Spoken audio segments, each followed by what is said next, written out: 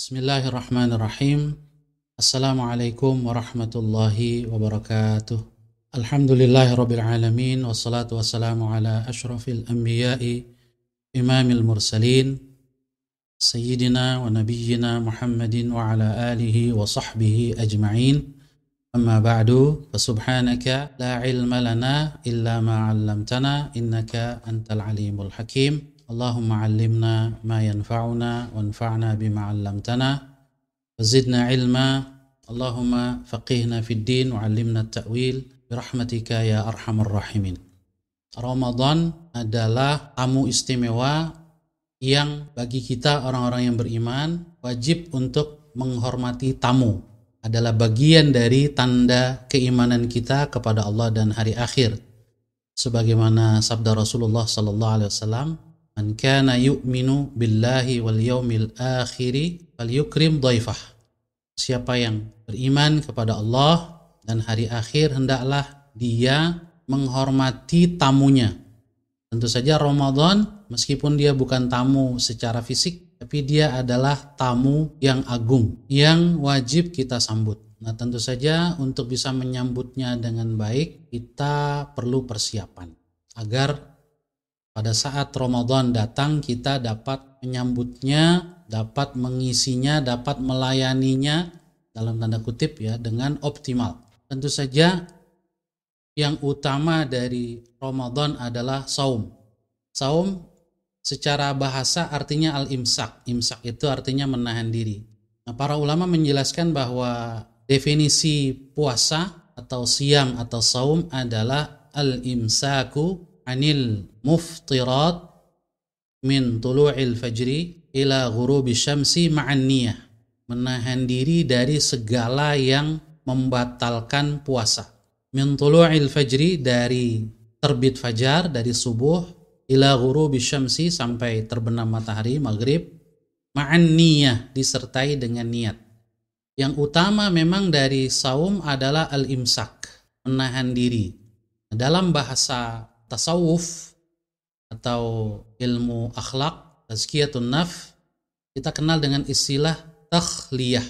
Takhliyah artinya mengosongkan atau menghilangkan. Agar puasa Ramadan kita atau ibadah Ramadan kita optimal, maka yang harus kita lakukan adalah yang pertama takhliyah. Apa itu takhliyah?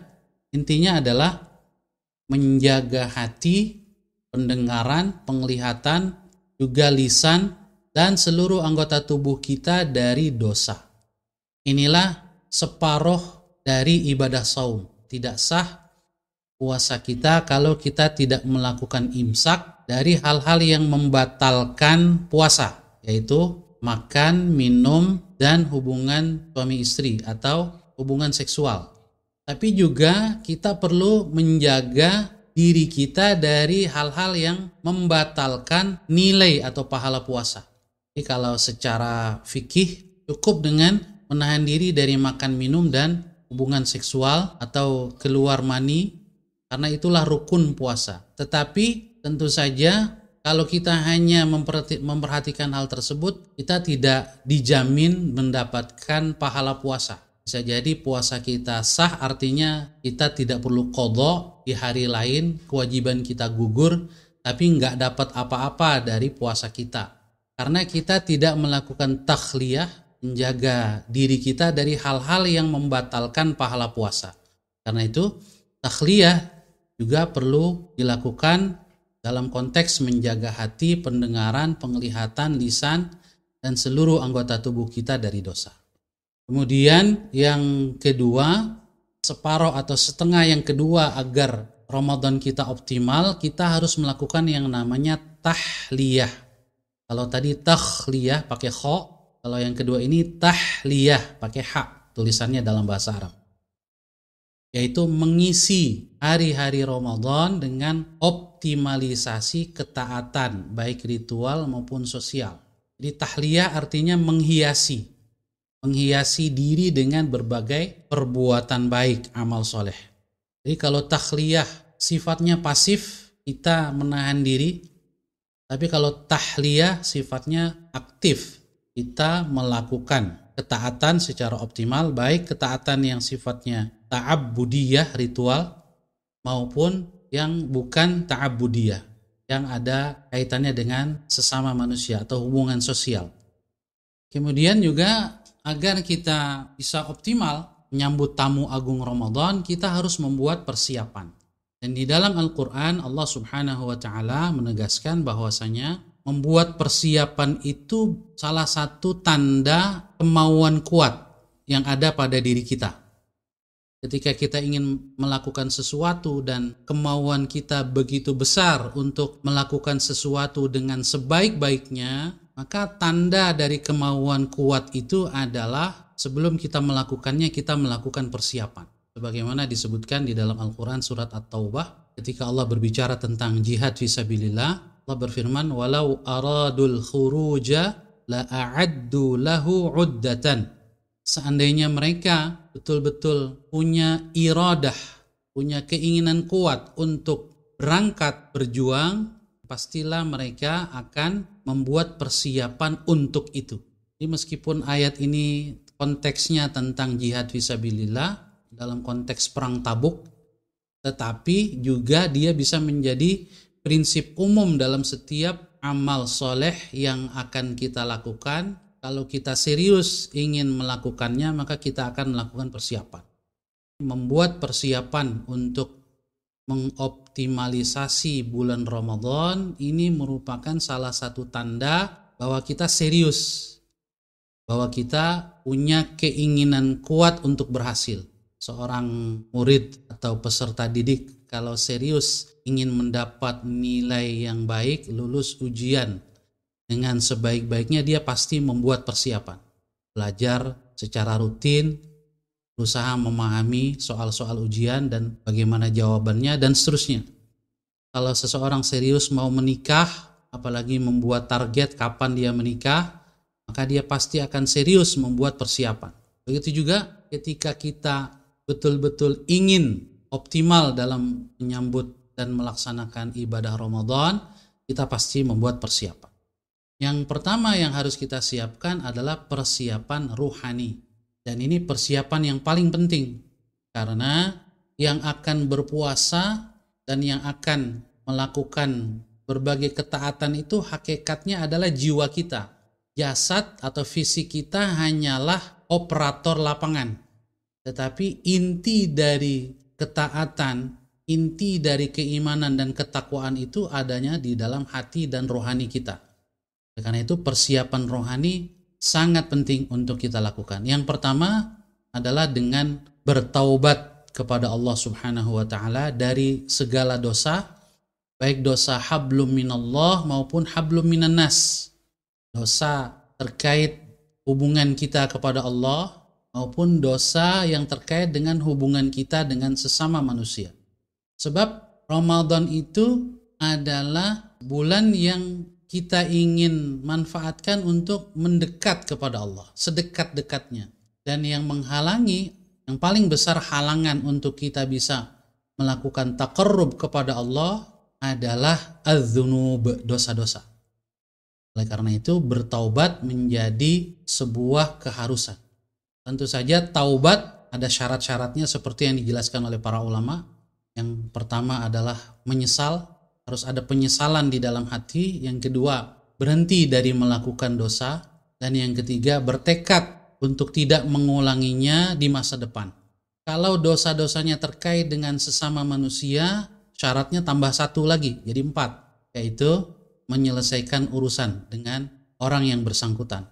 Kalau hutang harus dibayar, kalau pernah menyakiti, minta maaf, minta dihalalkan, minta dibebaskan dari dendam dan seterusnya. Dosa hablum minan nas jauh lebih sulit untuk taubatnya itu. Oleh karena itu di antara kearifan lokal masyarakat kita, biasanya sebelum Ramadan datang ada minta maaf, saling meminta maaf. Ini sebetulnya bagian dari persiapan rohani. Jadi sesuatu yang sangat baik dilakukan. Cuma sayangnya mungkin sebagian hanya sekedar basa-basi. Minta maaf tapi utangnya nggak dibayar-bayar. Jadi yang paling penting itu ya menyelesaikan urusannya itu. Kalau hutang bayar, kalau ada barang yang dipinjam, kembalikan. Ini bagian dari persiapan rohani kita menyambut Ramadan. Yang kedua adalah kita bergembira menyambut Ramadan. Di dalam Al-Quran juga Allah berfirman, "Qul bifadlillahi wa birahmatihi fabidzalika falyafrahu." Katakan wahai Rasul Muhammad sallallahu alaihi wasallam, dengan karunia Allah dan dengan rahmat Allah, maka bergembiralah. Huwa khairum mimma yajma'un.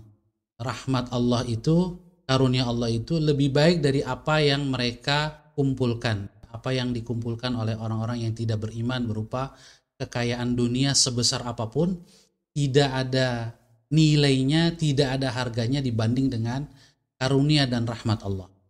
Jadi di sini ayat yang bersifat umum bahwasanya segala yang terkait dengan karunia dan rahmat Allah itu harus kita sambut dengan gembira. Nah, tentu saja bulan Ramadan salah satu bentuk karunia dan rahmat Allah kepada kita. Oleh karena itu, kita hendaknya menyambutnya dengan gembira.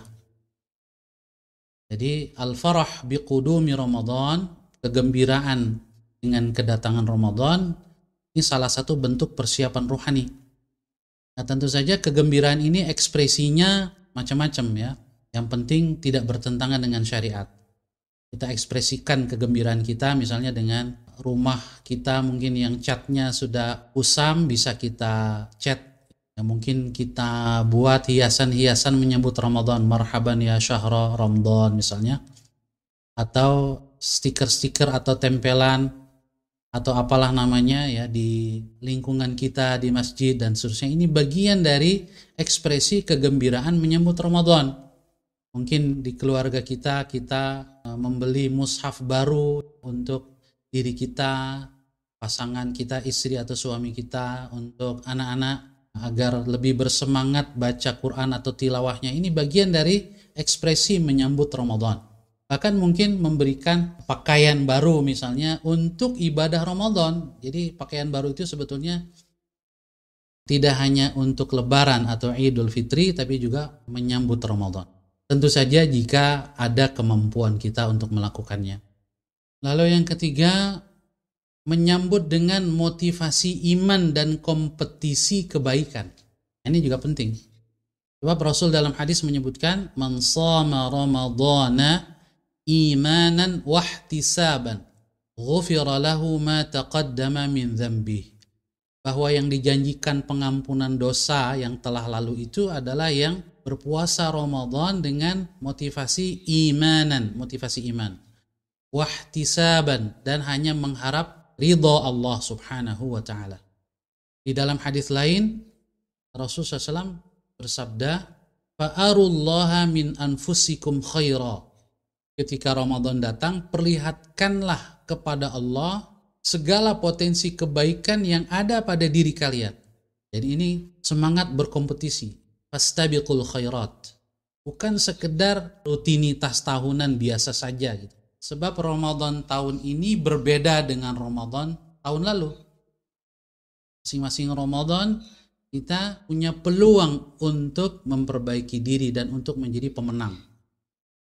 Sehingga kita harus punya jiwa kompetitif di dalam mengoptimalisasi bulan Ramadan. Kemudian yang keempat, bagian dari persiapan rohani, melakukan pemanasan, warming up, dengan meningkatkan ibadah dan kebaikan di bulan Rajab, bahkan ya seharusnya juga bulan Sya'ban. Nah, masih tersisa bulan Sya'ban, misalnya dengan bangun lebih awal dari biasanya. Kalau biasanya kita mungkin bangun pas azan subuh atau 15 menit sebelum subuh, mungkin kita bisa bangun 1 jam atau 45 menit sebelum subuh untuk kita tahajud, sholat malam, dan witir. Alarm HP kita majukan. Yang sudah terbiasa puasa bisa meneruskan puasanya di akhir Sya'ban, apakah ini masuk 1 Ramadan atau 30 Sya'ban, dilarang berpuasa, yang namanya Yaumus Syak, hari Ragu. Tapi bagi yang tidak biasa berpuasa sunnah, tidak dianjurkan. Dalam mazhab Syafi'i, jangan berpuasa setelah nisfu Sya'ban. Ya, berdasarkan hadis Rasul, idan tasafa syahru Sya'ban fala tasumu. Kalau sudah bulan Sya'ban masuk separuhnya, jangan berpuasa lagi. Ini larangan untuk mereka yang tidak pernah puasa sebelumnya. Tapi kalau yang sudah biasa puasa, Senin Kamis, atau puasa-puasa yang lain, puasa Daud misalnya, maka boleh lanjutkan. Apalagi yang masih punya hutang, qadha Ramadan sebelumnya, maka wajib dia untuk melakukan qadha sebelum masuk Ramadan. Kalau enggak, dia kena sanksi kelalaian. Persiapan juga diantaranya adalah dengan kita memperbaiki bacaan Quran, ya, meningkatkan bacaan Quran kita dan seterusnya. Lalu yang berikutnya adalah persiapan ilmu. Setelah persiapan ruhani, kita lakukan juga persiapan ilmu atau wawasan, pengetahuan. Di antaranya dengan memahami fikih saum. Kita mereview lagi, mengulang lagi pemahaman kita tentang fikih puasa. Jangan sampai masuk Ramadan hal-hal yang mendasar masih kita pertanyakan. Ada yang bertanya, Ustadz, nelen ludah batal nggak sih? Nah, ini nanyanya udah pertengahan Ramadan lagi. Ya, harusnya yang seperti ini tidak perlu lagi dipertanyakan, sudah jelas. Termasuk masalah sholat tarawih, witir, membaca Quran dan lain-lain. Kemudian yang kedua juga yang tidak kalah penting, memahami prioritas amal. Ini juga bagian dari persiapan ilmu. Jangan sampai kita menjadi orang yang mendahulukan yang sunnah dengan mengorbankan yang wajib. Misalnya ribut masalah tarawih 11 atau 23 sampai gontok-gontokan. Namanya nggak mengerti prioritas. Sebab menjaga ukhuwah persaudaraan itu hukumnya wajib. Salat tarawih itu hukumnya sunnah. Jangan gara-gara yang sunnah, yang wajib kita abaikan atau menjadi korban. Pada prinsipnya kita berusaha melakukan yang wajib sekaligus yang sunnah, tidak kita pertentangkan. Jadi lakukanlah yang wajib dan lakukan yang sunnah. Tapi kalau seandainya waktu kita terbatas, tenaga kita terbatas, kita tidak bisa melakukan dua-duanya, otomatis prioritaskan yang wajib. Bela-belain sholat tahajud tapi kemudian subuhnya kesiangan misalnya. Jangan. Lalu yang ketiga, membuat target dan agenda pribadi, keluarga juga dengan masyarakat. Nah, ini penting juga. Jadi kita buat target. Saya ingin hatam Quran Ramadan ini berapa kali. Ingin infak setiap hari atau 2 hari sekali. Karena saya nggak punya uang, nggak punya kelebihan harta. Setiap hari saya ingin berbuat baik kepada orang lain. Selain dengan harta misalnya. Silahkan. Dengan tenaga, ya, dengan akhlak yang baik dan seterusnya. Buatlah target pribadi kita, juga target keluarga.